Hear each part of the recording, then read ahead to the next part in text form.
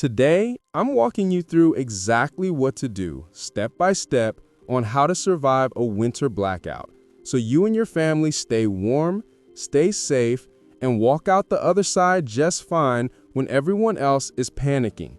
Let's dive in. So, the grid just went down. Your first instinct might be to grab every blanket in the house and huddle on the couch. That's not wrong, but it's not a plan.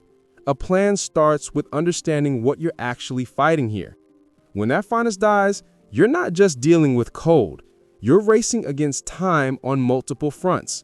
Your home is losing heat through every window, every crack, every uninsulated wall. Your pipes are heading toward freezing. Your body is burning calories just to maintain its core temperature. And if you make one wrong move with heating, you could end up with carbon monoxide poisoning before you even realize there's a problem. I've been prepping since 2012, and one of the first lessons I learned is that survival isn't about having the fanciest gear. It's about understanding the fundamentals and making smart decisions fast. So let's break down your immediate action plan, because the first hour after the power dies determines everything.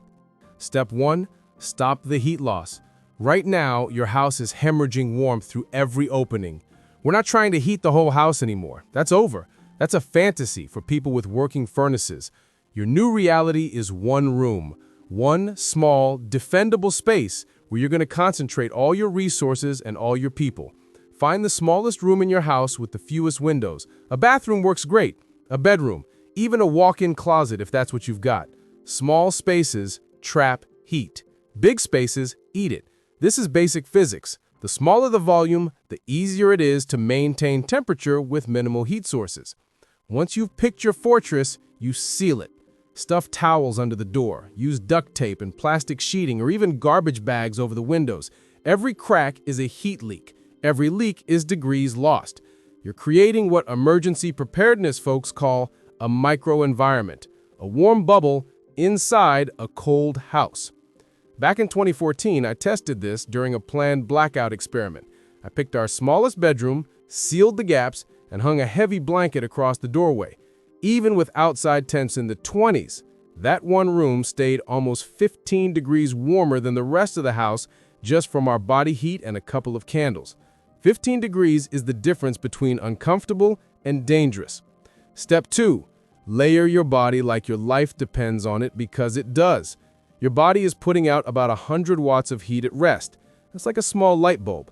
But you're also leaking heat through radiation, convection, and conduction every single second. The goal is to trap that heat close to your body with layers, not one thick coat. Layers, thin layers with air pockets between them, because air is an incredible insulator. Start with a base layer that wicks moisture away from your skin. Long underwear, thermal shirt, anything synthetic or wool. Never cotton. Cotton is a death sentence in the cold, because once it gets damp from sweat, it sucks heat right out of your body. Then add a middle layer, fleece, wool sweater, hoodie, something that traps warm air. Then an outer layer, a jacket, or even just wrapping yourself in a blanket.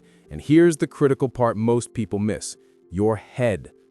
30% of your body heat escapes through your head because your brain is a calorie-burning furnace and your skull has zero insulation. Wear a hat, wear a beanie, a hoodie, a towel wrapped around your head. I don't care what it looks like. Wear gloves, wear 2 pairs of socks.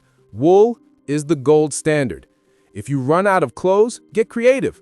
Wrap yourself in towels, use curtains, pull old winter coats out of storage. You're building a portable microclimate around your body. And here's a pro tip: sit on something insulated. Cardboard, a yoga mat, a pile of folded blankets. Cold floors will suck heat right out of you through conduction. That concrete basement floor or that tile bathroom floor, they're heat vampires. Get off them. Now let's talk about heat sources. And this is where people die. Every single winter, blackouts turn into tragedies because someone thought they could use their gas stove to heat the house. Or they ran a generator in the garage, or they fired up a charcoal grill indoors just to take the edge off. Do not do this. I cannot stress this enough. Gas appliances produce carbon monoxide. It's colorless, odorless, and it will kill you while you're just sitting there thinking you're getting a little sleepy. Carbon monoxide binds to your red blood cells 200 times more effectively than oxygen. That means your blood carries poison instead of oxygen to your brain and heart. By the time you realize something's wrong, you're already impaired and you can't think clearly enough to save yourself. Every year, more than 400 people die from accidental carbon monoxide poisoning in the United States. A huge percentage of those deaths happen during winter blackouts when desperate people make desperate decisions. So what do you actually use for heat? Option 1, and I'm completely serious here, body heat. Get everyone in your household, including pets, into that one sealed room. Pile under blankets. Get into sleeping bags. Humans put out about 100 watts each. 2 adults and 2 kids in a small sealed room, that's 400 watts of heat. That's meaningful. That's enough to keep the temperature from plummeting. Shared body heat is free, completely safe, and surprisingly effective. Option 2, if you prepped ahead, you have an indoor rated propane or kerosene heater. The key words are indoor rated. These heaters are designed with safety features and proper combustion to minimize carbon monoxide. But you still need ventilation. Crack a window about an inch. Run it in short bursts to take the edge off the cold, then turn it off. And never, ever sleep with it running. Respect these heaters or they will hurt you. Option 3, and this is old school but it works, hot water bottles. If you have a camp stove you can safely use outside, boil water. Pour it into sturdy bottles, Nalgene's, old soda bottles, anything that can handle the heat. Wrap them in towels so you don't burn yourself, then stick them in your sleeping bag or under your blankets. You've just created portable heat sources that last for hours. I've used this method camping in sub-zero temps. It works. Option 4, candles. A few candles in a small sealed room can actually raise the temperature a couple degrees. It's not much, but in a survival scenario, 2 degrees is the difference between shivering all night and getting some actual sleep. Use sturdy candles in safe holders. Never leave them unattended. A house fire during a blackout is game over. The science here is straightforward. Heat is energy. Your body makes it, heaters make it, candles make it. The goal is to trap that energy in one small space and stop it from escaping. Insulation plus a heat source plus a sealed space equals survival. You won't be warm doing this, you won't be comfortable, but you won't die. And right now, that's the only bar that matters. Now let's talk about water, because frozen pipes are a catastrophe you can absolutely prevent. When water freezes, it expands about 9%. When that happens inside a metal or PVC pipe, the pipe bursts. I've seen entire basements flooded because someone didn't protect their pipes during a blackout. The water damage alone can cost tens of thousands of dollars. So here's what you do the moment the heat dies. Go to every faucet in your house and open it to a slow, steady drip, not a stream, just a pencil-thin drip. Moving water doesn't freeze nearly as fast as standing water. This isn't a guarantee, but it buys you precious time. If you have pipes in your basement, garage, or crawl space, wrap them. Use towels, old clothes, foam pipe insulation, even layers of newspaper wrapped in plastic, anything to slow down the cold. You're creating a buffer. Now, drinking water. Your hot water heater is sitting there holding 40 to 60 gallons of perfectly drinkable water. That's your emergency reserve. Most people have no idea this resource is just sitting there. To access it, turn off the power or gas to the heater if you can, let it cool down a bit, then open the drain valve at the bottom. Boom! Gallons of clean water. You should also have water stored separately. The standard recommendation is 1 gallon per person per day minimum. If you don't have stored water, the second the power goes out, fill your bathtub, fill your sinks, fill every pot and bucket you own. City water pressure can fail fast during extended outages. If you need to melt snow for water, do it outside on a camp stove. Only bring it inside after it's melted and in a sealed container. Melting snow indoors adds a ton of moisture to the air. That moisture makes the cold feel worse and leads to condensation and mold.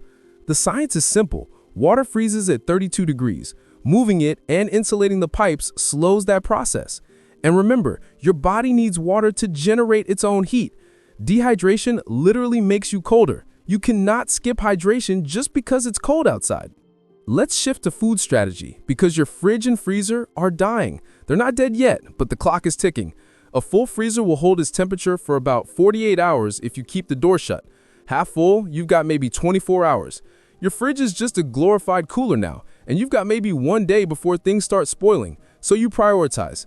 Hit the fridge first. Leftovers, milk, anything that spoils fast. Eat that stuff first, then move to the freezer. Here's a pro move. If it's below freezing outside, your backyard just became a walk-in freezer. Move your frozen food into a cooler or a secure box outside. Just make sure no animals can get to it. I did this during a 3-day outage a few years back. Worked perfectly. Once you've worked through the perishables, you're on to non-perishables. Canned food, pasta, rice, peanut butter, protein bars, anything that sits on a shelf and doesn't complain. If you need to cook, you take it outside. Use a camp stove with proper ventilation. If you absolutely must cook indoors with a small camping stove, crack multiple windows for cross-ventilation, but do not use your gas stove for extended cooking or to heat your house. That's a one-way ticket to carbon monoxide poisoning. Here's the science. Your body is a furnace, and in the cold, it burns more calories just to keep you from freezing, so you need to eat more than normal. High-calorie, high-fat foods are your best friends. Nuts, peanut butter, chocolate, cheese if you still have it. These are dense fuel for your internal engine. Carbs give you quick energy. Fats give you sustained warmth. Don't skip meals thinking you're conserving food. You need those calories. Now let's talk light, because darkness is more dangerous than you think. When the power dies, you lose your lights. Stumbling around in the pitch black is how you trip, break an ankle, knock over a candle, and turn a bad situation into a catastrophe. So light it up. Flashlights, headlamps, battery-powered lanterns, even glow sticks. Conserve your batteries by using candles when you're sitting still and saving flashlights for when you need to move around. Here's a desperate but effective trick. You can make an oil lamp with stuff in your kitchen. Find a small glass jar or a metal can. Fill it halfway with cooking oil. Any kind works. Vegetable oil, olive oil, whatever you have. Now you need a wick. A strip of cotton fabric from an old t-shirt works perfectly. Even a cotton shoelace. Twist it tight, soak it in the oil, and leave about 1 inch sticking out. Light it. You now have a lamp that will burn for hours. It's primitive technology that's been used for thousands of years, and it works. The oil is the fuel, and the wick uses capillary action to drink the oil up to the flame. Just make sure it's stable and won't tip over. Communication is your next priority because isolation kills hope faster than cold. Your phone is probably dying. Cell towers might be down. The internet is a distant memory. If you prepped, you've got a hand crank emergency radio. You're tuning into local stations, getting updates on the blackout, finding out where warming shelters are and when power might be restored. Information is survival. If you didn't prep, you're in conservation mode with your phone. Turn off Wi-Fi, Bluetooth, kill all apps running in the background, put it on airplane mode except when you absolutely need to make a call. Your car can charge your phone, but only run the car in short bursts and never in an enclosed garage. Carbon monoxide from a running car in an enclosed space will kill you faster than the cold. But here's the most important communication tool you have: your feet. Go check on your neighbors.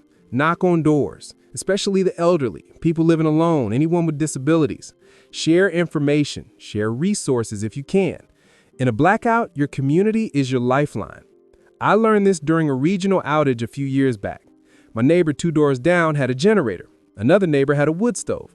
We pooled resources and checked on the older folks on our street. Nobody suffered because we actually talked to each other. Survival is a team sport. Now let's talk about something most people never consider: mental preparation. Hour 6 of a blackout. You're cold, you're uncomfortable, and your brain starts playing games.